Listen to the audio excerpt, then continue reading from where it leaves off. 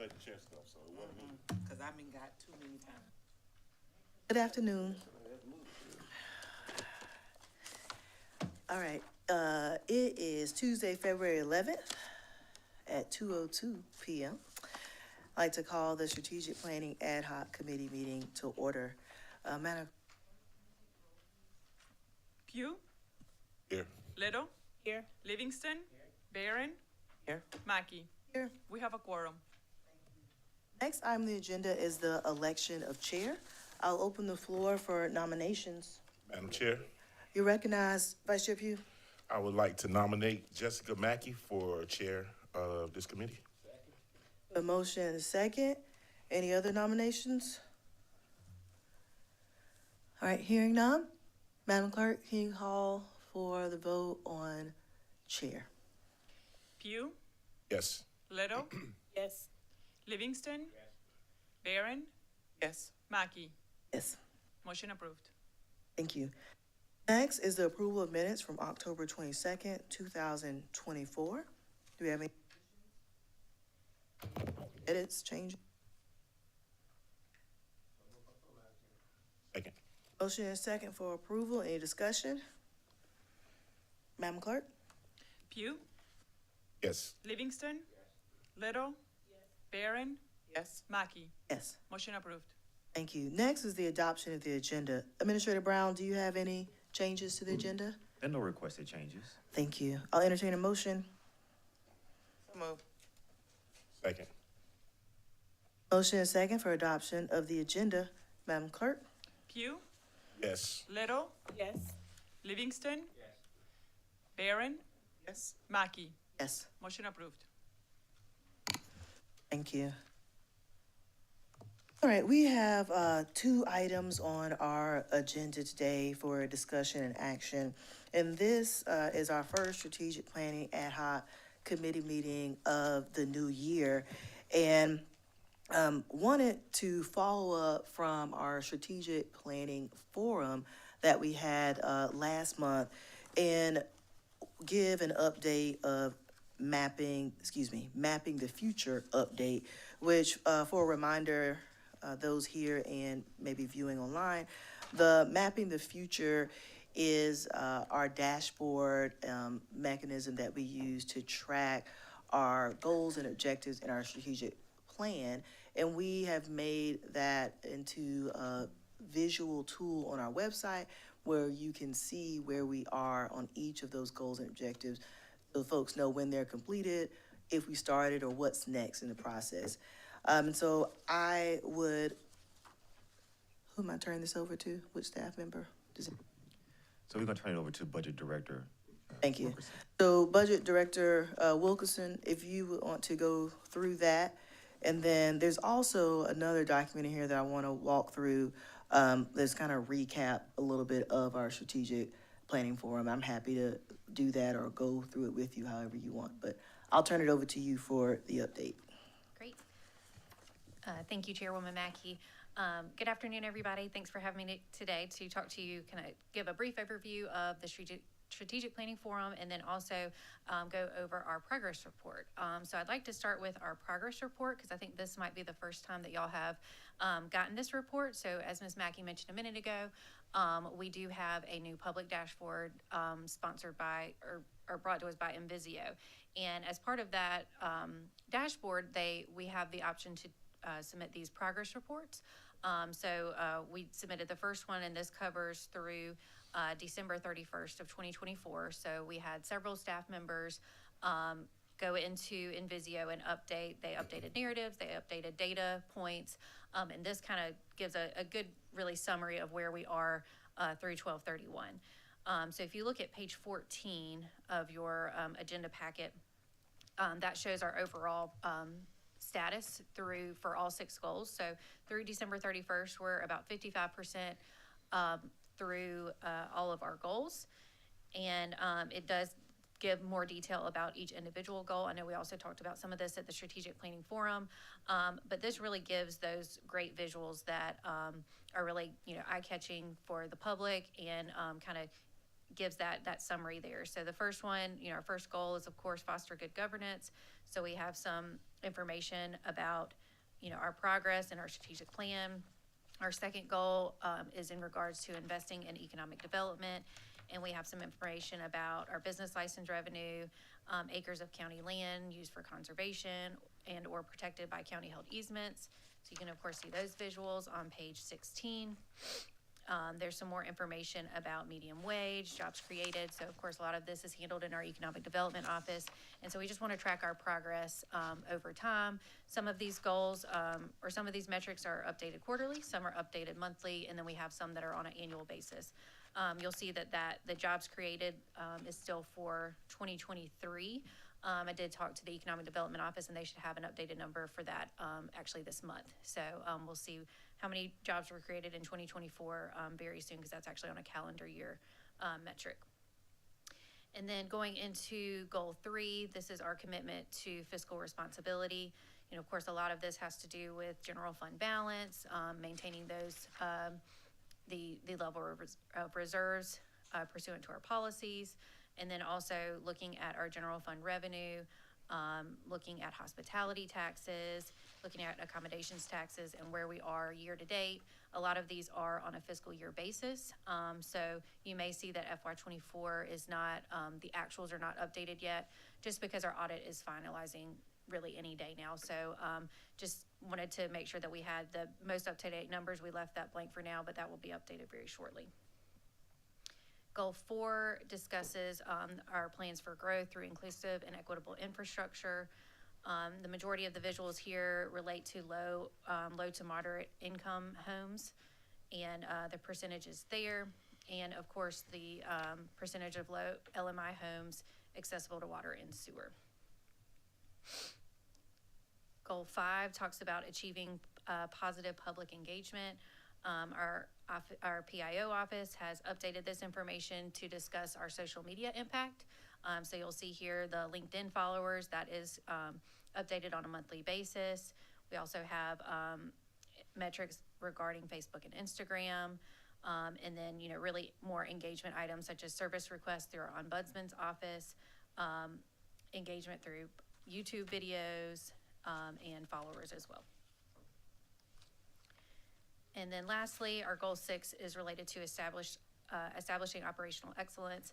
A lot of this discusses our workforce in regards to workforce diversity, in regards to age, gender, race, and then this metric talks about employee training. So you can see here, certainly been a focus of our human resources department to increase the trainings that we've held, and it's actually been over 100% increase from 23 to 24.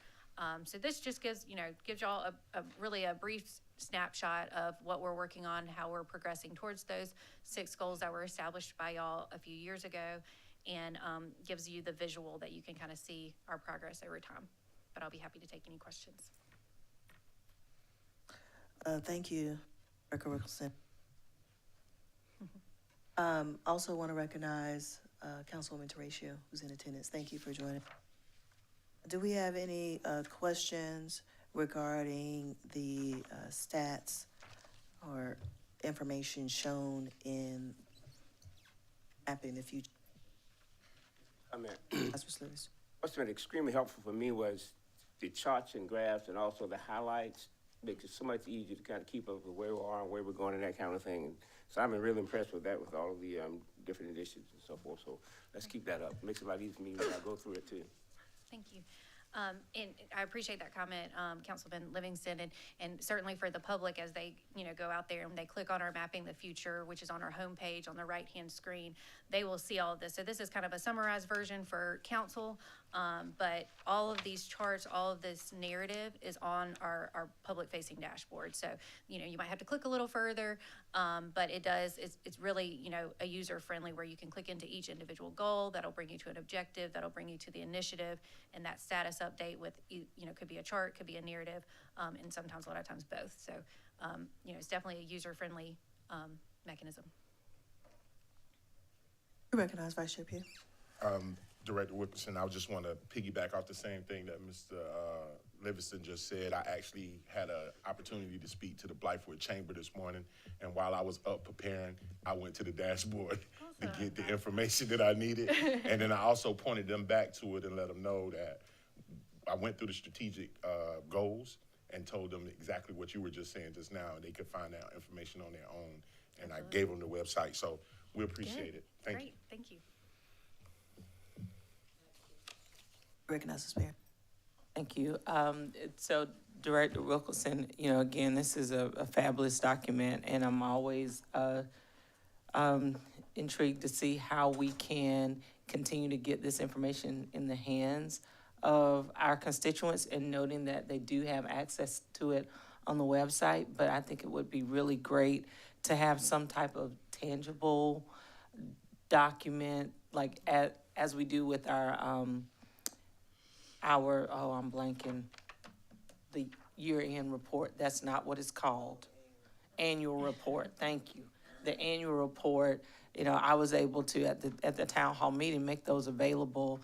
And I've just heard so many raving comments about just having that document. And for me to say this, you know, because I'm not a paper person, but I do think that there are many people that can appreciate seeing the work that we're doing in Live and Live in Color. And even though this is a living, breathing document, just even if we could do it, you know, maybe one in January and one maybe in June, just to say, hey, this is the progress that you can see to our strategic goals over this period of time would be helpful, and definitely including those charts, because I know for me, this is, you know, also a great talking point to share with our constituents, but anytime they can have it in their hands. I had the privilege of just copying and pasting the link on Facebook when someone was calling us out about what we weren't doing. I was able to just kind of put that link there along with the annual report to say, take a look at the great things that are going on in Richland County. Thank you. Thank you. Just as a reminder, this is updated on a quarterly schedule, and so staff will continue to provide those quarterly updates here in strategic planning. So we'll continue this. I didn't want folks to think this was just because the kickoff of the new year. We'll continue to get these reports from staff. You recognize Ms. Livingston? This is a question for Mr. Brown. When I was looking at the report, there were a couple of things that popped up, and I kind of, you know, wonder why you had that change of movement in certain things. What's the best way for me to get an answer to a question? For example, when I looked at, the business license revenue, when I looked at that first, I said, well, why isn't it a yo-yo? That's kind of interesting. You know, what's the explanation for that? How do I get explanations for something that kind of sticks out to me? That's an excellent question. So to the extent that you are aware of the directors of those particular areas, definitely reach out to them and ask them a question. If you're not necessarily sure who's leading that particular area, you can reach out to the assistant county administrators, so they can then connect you to the director of that area. But a lot of these directors that you know directly, reach out to them, send them an email, just ask them a question.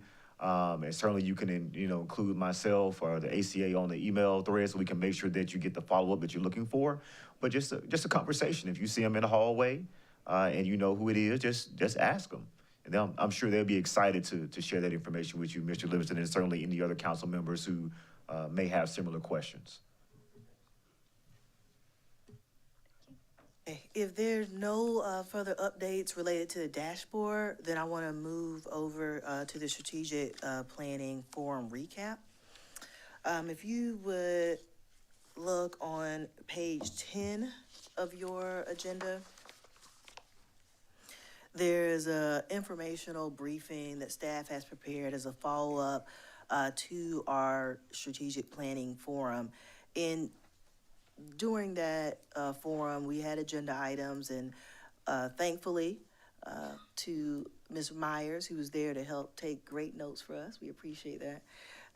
She has summarized that update along with some requests that were heard, and wanted to walk through with this committee to make sure we appropriately understood requests and then could share those with staff, but then also making sure that we are all in agreement upon the priorities that we want to be able to communicate with staff moving forward based off of what was discussed at the forum. So, starting out with the fiscal update that was provided by staff, there was a request for a report of year-to-date expenditures that include the rate of expenditures as compared to the same period of the prior fiscal year. And I believe staff is working on that, and so that will be provided at a later date.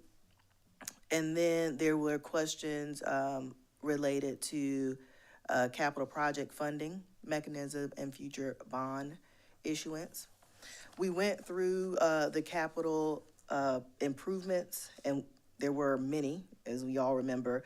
We have the Public Safety Center, the Family Services Center, voter registration, Department of Social Services. All those are moving along, but we all know, even here in Administration Building, Alvin S. Glenn Detention Center, there are many more ongoing improvement projects that need to be addressed. In addition, we heard about improvement of landscaping at 2020 Hampton, looking at the inclusion of solar and alternative energy in our facilities master plan, making sure that we improve or increase accessibility, including even the furniture in council facilities, and then location of county facilities beyond the downtown Columbia metropolitan area to make sure we are increasing access for residents since our county is so large.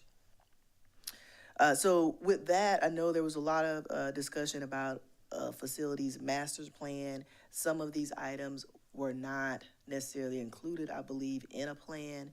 And Mr. Brown, I'm not sure if you can speak to this or not, or staff. With some of these requests, is there a mechanism in which we can look at how some of these requests might be able to be included in some other futures? The answer is yes. So the idea when we start talking about all these capital projects, we did communicate that we were looking to do a overall facilities master plan so that we could largely, understand the areas of focus, but certainly council may have some specific thoughts, as you were just talking about. For example, in that particular area, you talked about, we had a magistrate's plan that council did a number of years ago, and then you talked about, well, why don't we do something like that with our fire station? So that was something that was an example that came out of that conversation that would roll into a facilities master plan. And so that's just one example of how we would incorporate the request that we received from certainly county council.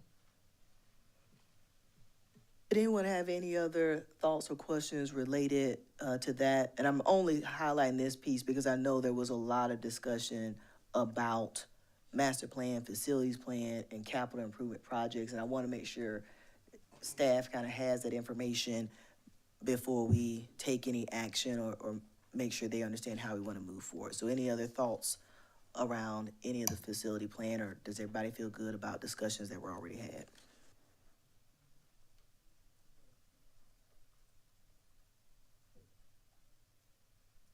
The next section was the Ombudsman's Office. We heard a great report from Director Carter related to the Ombudsman's Office, as well as from Director Maloney with our solid waste concerns. We did view or test a test site that was related to putting in work orders. And so I think out of that, there was a need for ability to report concerns, the geotagging of concerns, and then other things related to solid waste. And I know we had a lot of conversation about that. One of the, I think, things that I know, and I'm speaking for myself on this one, but one of the things I think we talked about with the Ombudsman's Office is this online tool, was great, but making sure that it was really a full functioning tool that residents could really benefit from. And, we're looking at the possibility of if an app is an option. I know we're in the process of getting a new county website, but is there a way to look at an app or something that's more functional? And I don't know if staff's had time to look at that or not at all, Mr. Brown. So that is a conversation that we had. So as you all are, well, let me not make assumptions. We have some individuals that work at Richland County that actually have the ability to develop apps. So there are a lot of tools that Richland County has where its employees have created and written programs that they utilize. And so to answer your question directly, one of the things that they had started on a number of years ago was developing this additional ability for citizens to engage through utilizing web technology. But that's different than an app per se.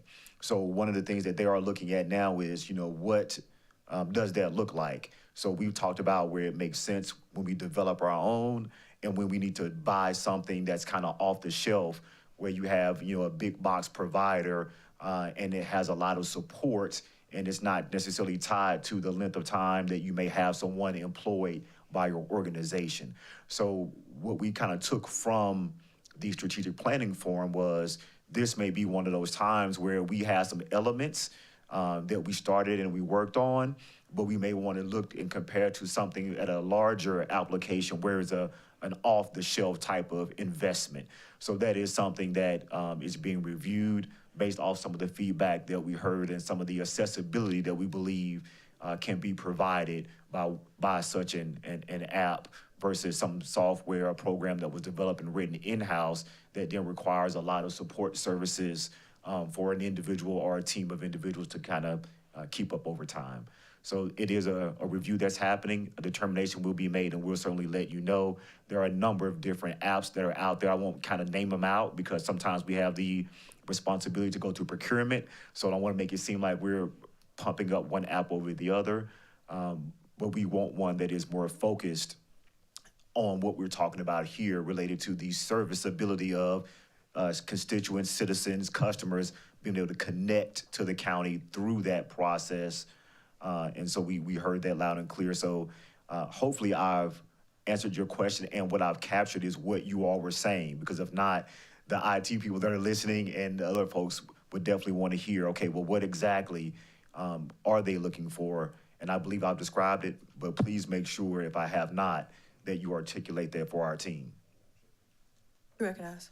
I just want to say thank you, Mr. Brown, for looking into that, because I think that our constituents will be more apt to use an app more than a web-based program, especially if they can get it from their from their phone. We do a lot with our phones now, so looking into getting an app that's functionable would be a great move in a positive direction for us. Thank you, ma'am. Thank you. We'll make sure to follow up with that when staff has an update. The other thing related to this report was the collector contract renewal as it related to solid waste. And Mr. Brown, I'm not sure, I know the timing of the contracts, and are we approaching that time period where we are in the phase this year where council can begin a conversation to look at how contractors are held accountable if they're not delivering for services? We may be coming up on a few of them. They were not all at the exact same time, so we'll definitely follow up with you and definitely have for council, either as a part of the, I shouldn't say either, but both at the next strategic planning meeting as well as potentially a part of the administrator's report, just to provide you an update on when the expected collector renewals are coming up, so that you can begin to speak about that in a way that you want us to get information. I know that you were shared information with about what we've done in the meantime. There certainly has been an ongoing assistance when the contractors are not able to deal with what they're supposed to, where we've made changes, but in some instances that still hasn't necessarily helped the providers who are struggling. But in the meantime, like I said, we will provide you the dates so that you will have an advance notice of how far in advance are these contracts up for renewal. So, and I guess in addition to that, and I don't know if we've looked at how we have areas broken up. Does it make sense? Do we need to create another area so that we have smaller areas, and maybe if there's less people that they're having to serve, maybe the service might be better because the numbers are smaller? Have we looked at changing our area approach versus just the contract approach? Part of that answer is yes, and I think part of it is an ordinance question as well. So that's what the team has done. They've looked at adjoining areas where service providers were missing the mark, and they've expanded based off of service providers that were doing a good job in the adjacent areas. I believe, if I'm not mistaken, that there was language regarding how many service areas a provider could have, and that was tied specifically to requirements.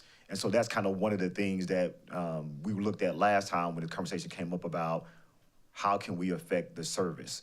So, two things that I'm hearing is, when is the next round of collector renewals coming up, and what are the limitations on service areas associated with providers? Meaning, can there be multiple providers? Can there be providers with smaller areas versus larger areas, and that type of information? So I'm speaking it out that way so that as we capture this going forward, you all can say yes, and whatever other information there is, or that my team can hear, that's what we need to know.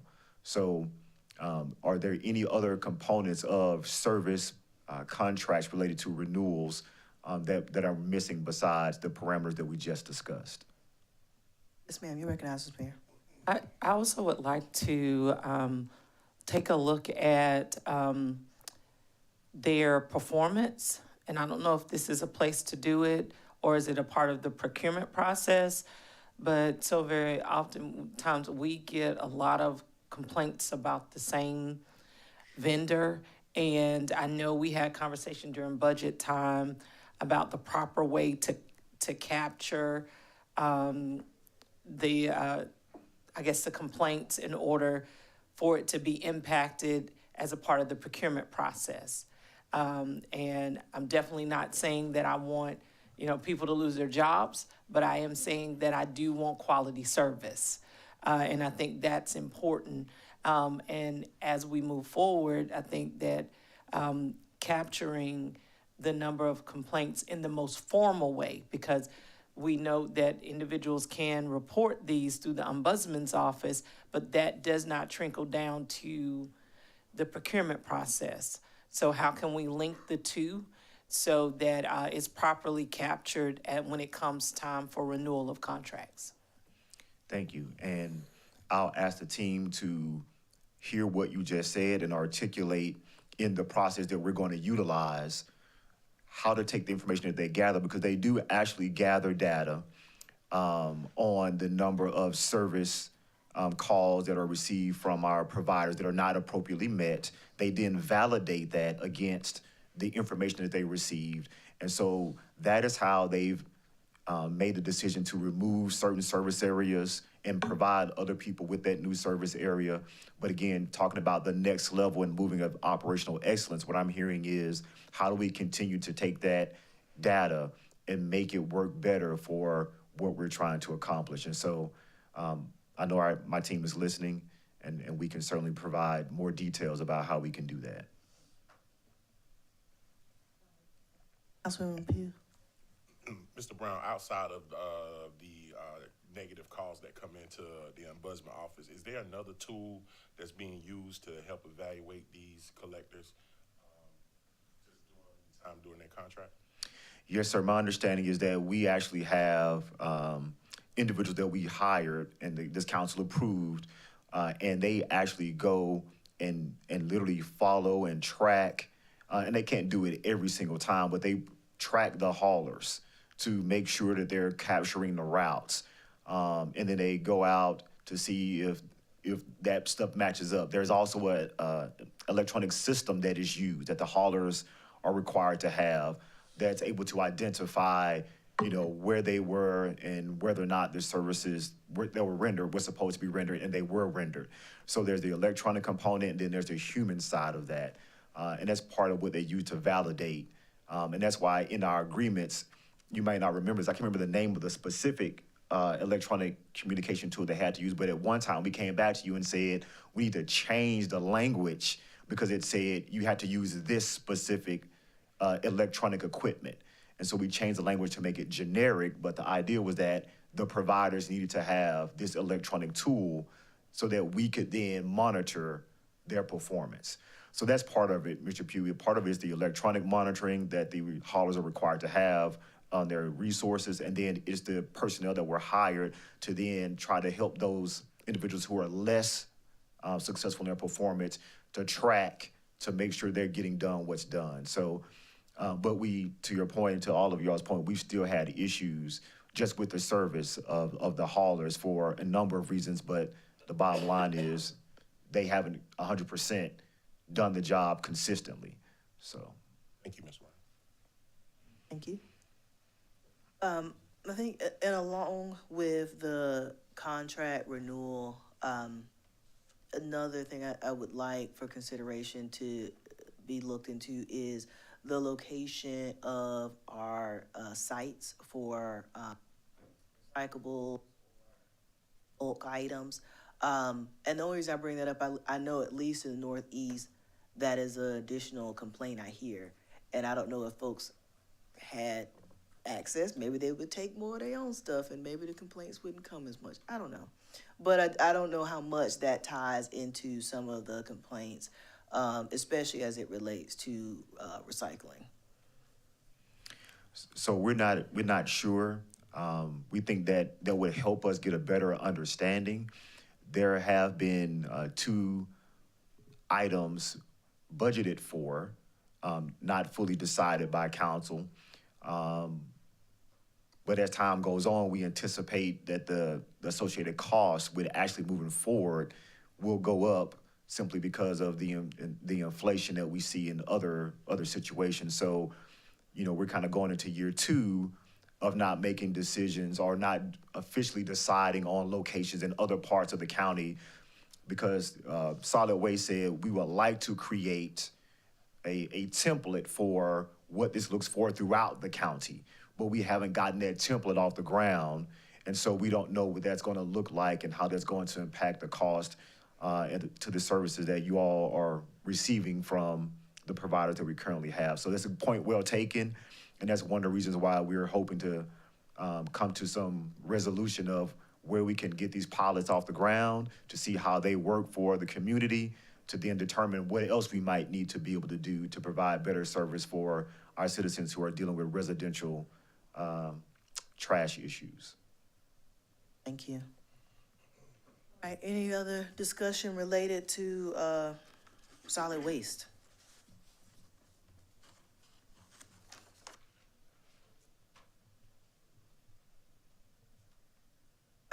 The next, at the forum, we went through our strategic plan and kind of the progress made to date, and Director Wilkerson just walked through that. One of the requests we did have was reporting of the county's cost-saving efforts to the dashboard, and I'm assuming that is a easy to do, yes. Is it possible to believe that in our next quarterly update, we'll be able to have some metric of cost saving visible? Thank you. We also talked about the reintroducing a legislative reception for all of our county's legislative partners. Additional training for council members, a mobile application, which we've covered, and the hospitality tax overview. I know the hospitality tax overview, we do have a piece in our packet today to discuss that. Before I turn it over to ACA Thomas, I did want to go through these last bit of items as a follow-up to the forum.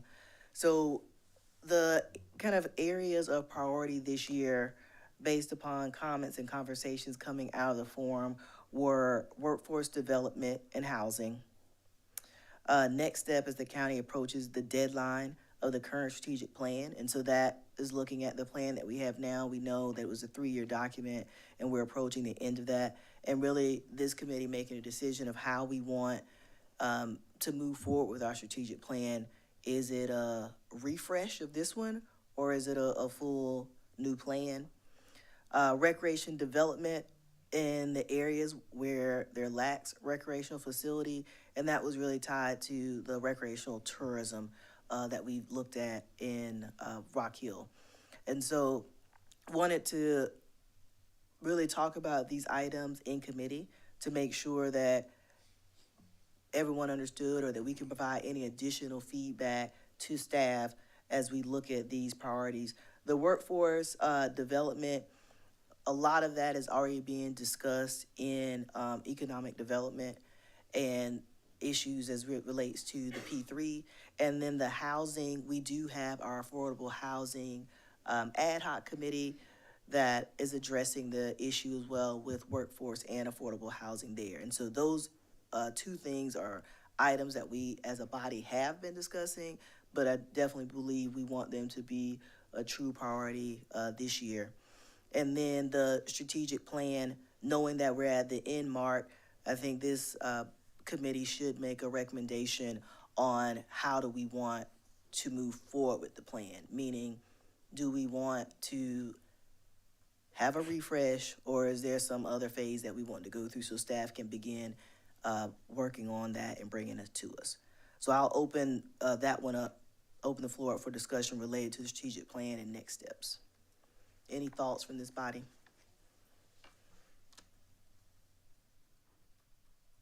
Recognize Ms. Mayor. Thank you. So I think that putting this document in place has really been a driving tool for this council and this administration to really prioritize our where we're placing our energy, right? And so I'd like for us to continue to have a strategic plan. I think as we move forward, initially we had a 3-year goal. A lot of times strategic plans stretch out 5-10 years, but given, I would feel comfortable with looking at more of a 5-year strategic plan. Therefore, you know, most of all of our terms are 4 years, and that does, you know, even though it doesn't necessarily have to be aligned with our terms, I think that it does, no matter, you know, it's an off year of some group rolling off, and then when the new council or with new terms starting, it does allow for somewhat of a, I guess, a transitional period before determining next steps or new goals to be put in place. I think that as we move forward or should we move forward with a new strategic plan, whether it's 3 years or 5 years or 10 years, I think a lot of the goals that we have set in place, we're just getting started good with them. So I'd like to see those goals carried over into this next plan with the thoughts of adding on some of the ones that we've had discussion during our strategic forum.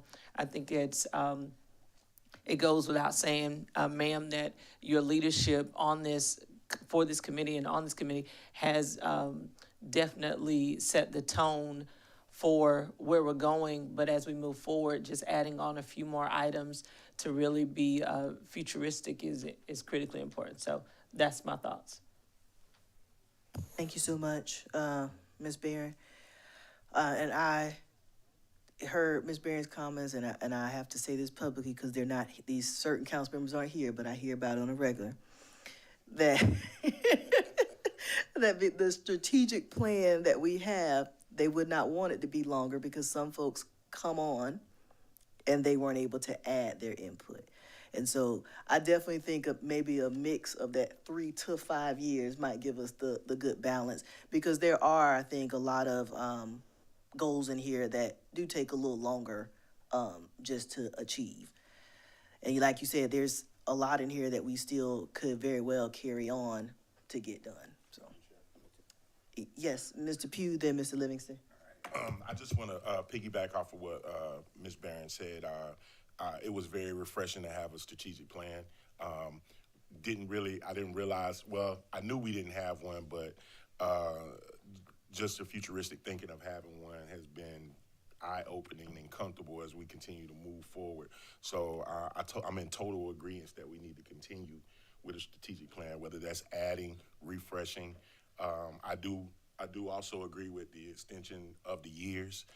It gives us a little bit more freedom to be able to add and take away. And it doesn't feel like, I'm not saying that I felt like we were rushed, but you know, it felt like we just put this strategic plan together like last week, and we've accomplished a lot. That's because we've been having the box carts to keep going and doing what we need to do. So as Ms. Barron said, your leadership on this has been stellar, and so I think it's something that we need to continue to do. Ms. Livingston? What I was gonna say pretty much been said, but I'd like for us to kind of consider expanding the current plan for another 2 years and adding whatever we may need to add to it and stay on the same course instead of trying to completely reinvent the wheel. Okay. Are y'all good? Okay. I'll make sure nobody else had anything to say. All right, go ahead. So with that being said, if we do add to this particular strategic plan, will we have to go back through the process with the consultants to figure out where we are, or do we just take the reins and run with it? So I think what I was hearing was right now, maybe we do what we would say a refresh, where we're not scrapping this and starting all over and doing that whole process, but a mini refresh where we're evaluating where we have. There may be some things we remove and update it to reflect where we are now, but it wouldn't be that full, like 2-day process that we had before. It would be a mini refresh that would keep what we have and we can extend it out a few more years. Ms. Barron? So I'm in, definitely favor of a refresh. And so I guess with the refresh, what we're not setting in stone, how long a strategic plan would be moving forward. This is isolated to this one. I'm fine with that, but I'm also fine with us stating as we move forward, we have a refresh of 2 years to this one. However, when we finish this one, I don't want us to wait till we get finished to say our strategic plan will be X amount of years. I think that we need to put that in place now. And, to those individuals who didn't have buy-in or have input, it's kind of like, this is local government. How much when we came in, there were lots of things that we were inserted in and didn't have any buy-in. But once you're seated, that's when your buy-in and your information comes to play. And I'll be glad to say that to any, of our colleagues that have that challenge. But, it's one of those situations where you jump on the train that's already moving. And, if you brought the fried chicken, great. But if you didn't, you got to eat whatever we have serving. So, I feel real passionate about that, Councilman Pugh. But yeah, I just wanted to let that be said on the record that, everyone's input is valuable. It's valuable, but, is it realistic to say that we're going to scrap it just because we got new council members? I don't think so. Thank you. I think, Ms. Barron, the feedback is what staff ultimately needs to hear from us. I think, what you said about the refresh and then what is the plan moving forward, I think that we're at that point now, right? Because prior to, there was not a strategic plan, there was not a strategic planning ad hoc committee, so there was not that direction there. And I think us setting that tone now to say, this is what we're doing and this is how it'll be moving forward, I think that'll allow staff the ability to plan and budget for it accordingly.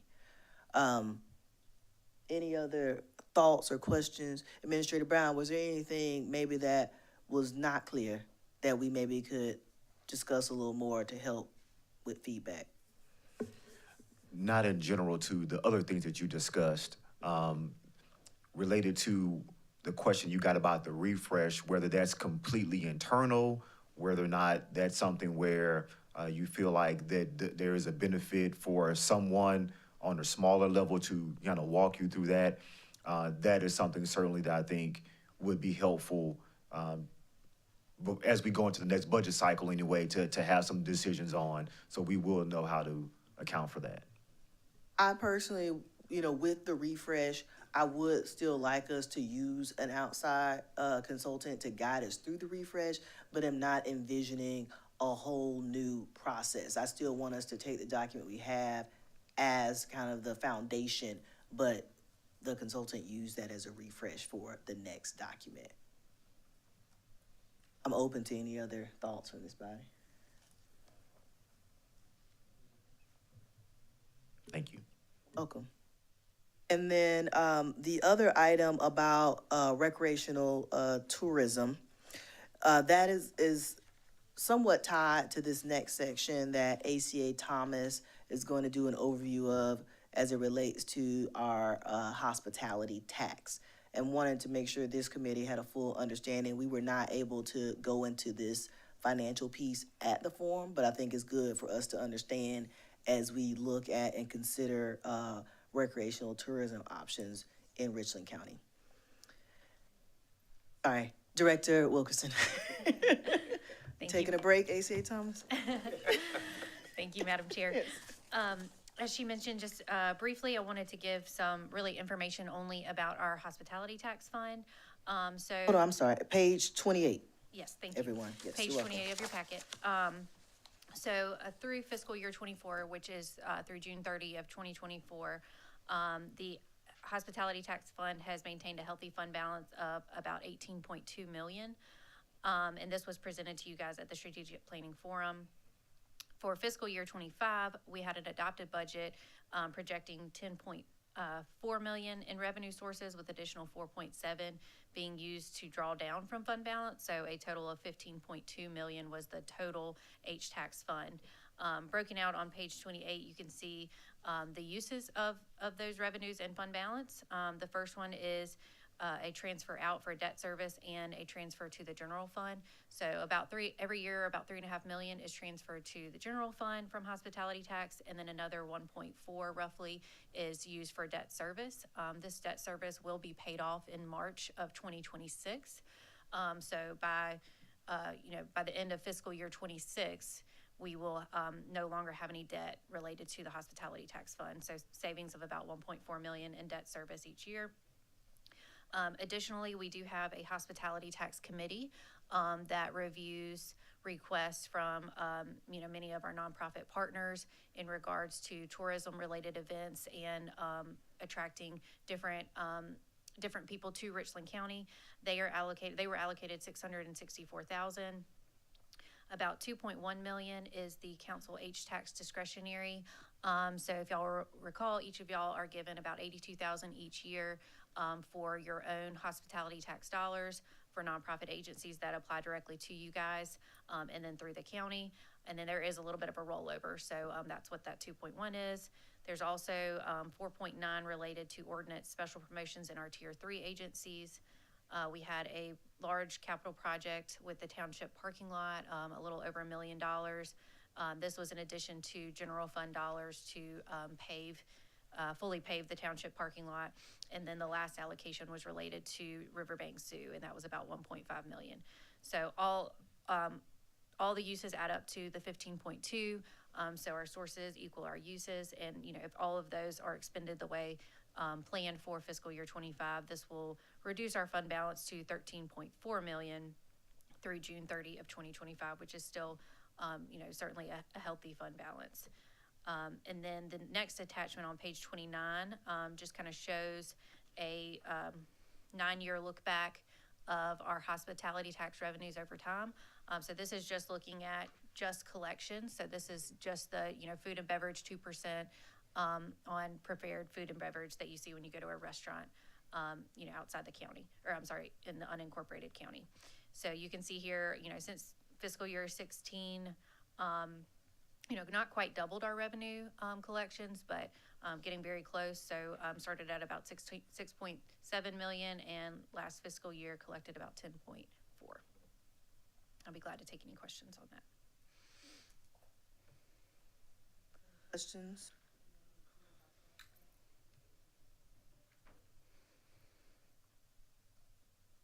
Barry, you recognize?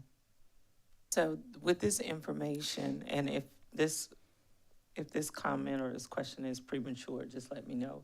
So with this information, I know that the topic that we're discussing is recreational tourism.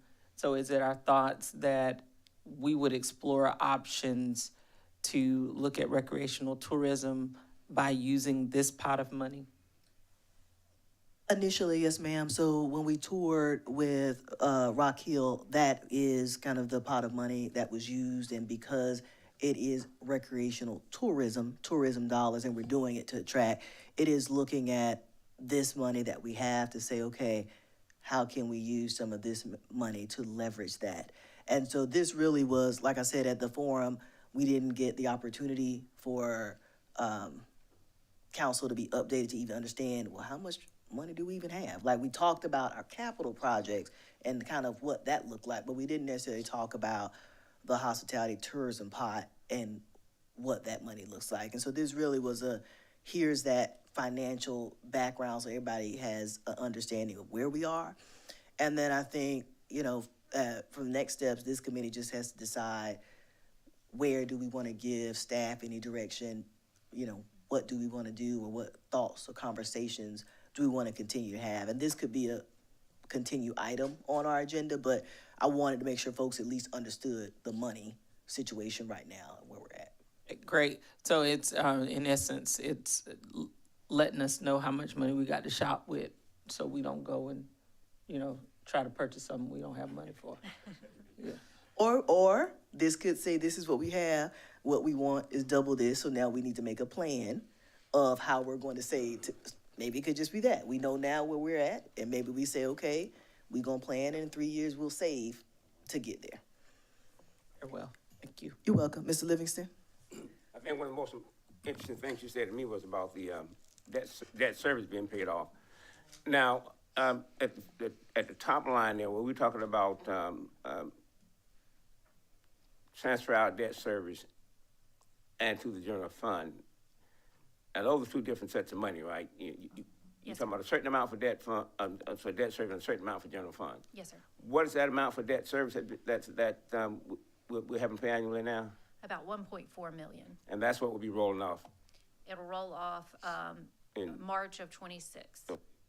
It clearly, how much of that was? Yes. So each year, about 3.5 million is the general fund amount. So roughly 1.4 will be the debt service savings. Yes, sir.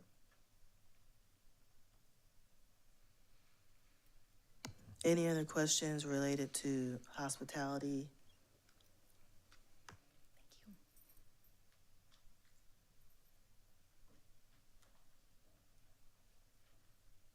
All right. On the items that, kind of priority items coming out of the forum, I would like to have a motion in the committee to send to full council that these are the priorities, so that it's clear with staff, kind of direction that we want to go in, so they know this year what to focus on based upon these priorities. We have a motion and a second for priorities identified at our strategic planning forum. Any further discussion?